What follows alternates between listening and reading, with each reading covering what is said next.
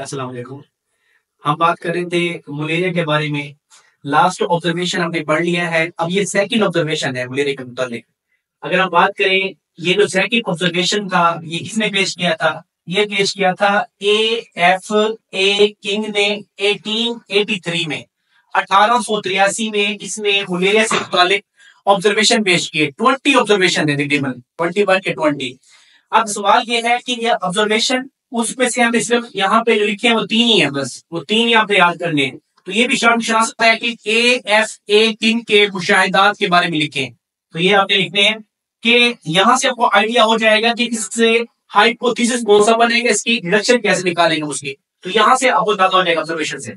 तो सबसे पहले बात कर लेते हैं पीपल हु सेलेक्ट, जो लोग हमारे पास जो लोग सोते हैं आउटडोर बाहर, get develop more likely malaria than who select indoor, यानी जो लोग बाहर सोते हैं उनको मलेरिया के चांस ज्यादा होते हैं बानिस्बत अंदर सोने वालों के।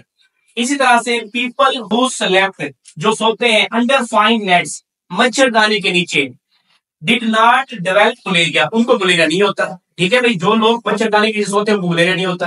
नंबर 3 पे है people who select near the smoky fire, जो लोग धुएं के करीब सोते हैं, ठीक है, डिड नॉट डेवलप मलेरिया, उनको मलेरिया नहीं होता। तो यानी 3 आपको ऑब्जर्वेशन बताए हैं, यहां से आप आसानी से निकाल लेंगे अपनी हाइपोथेसिस भी डिडक्शन में।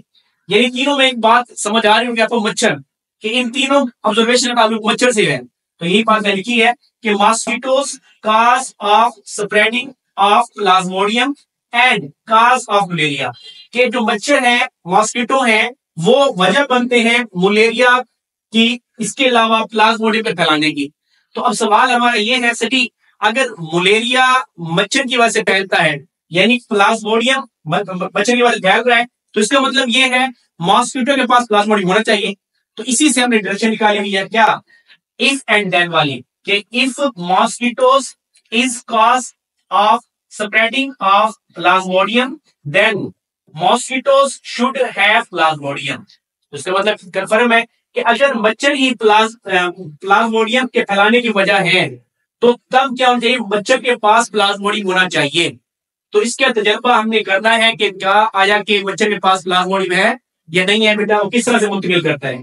तो इसके बारे में 2 तजर्बात किए गए।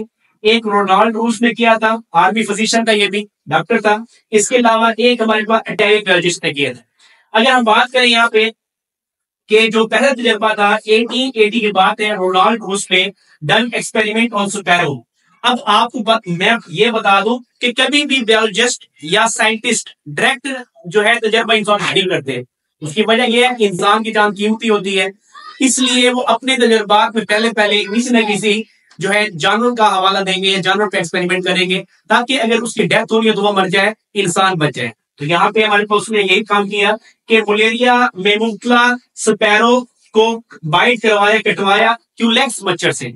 अब सवाल यहाँ पे ये बनता है कि क्यूलेक्स मच्छर जो है ये स्पैरो में, चिड़िया में मलेरिया के फैलाने की वजह बनता है। तो यही बात लिखी है, मलेरिया स्पैरो बाइट कराया गया जो है क्यूलेक्स मच्छर से, मॉस्किटो से, और फिर क्यूलेक्स मॉस्किटो को हमारे पास से बाइट कराया गया हेल्दी स्पैरो को।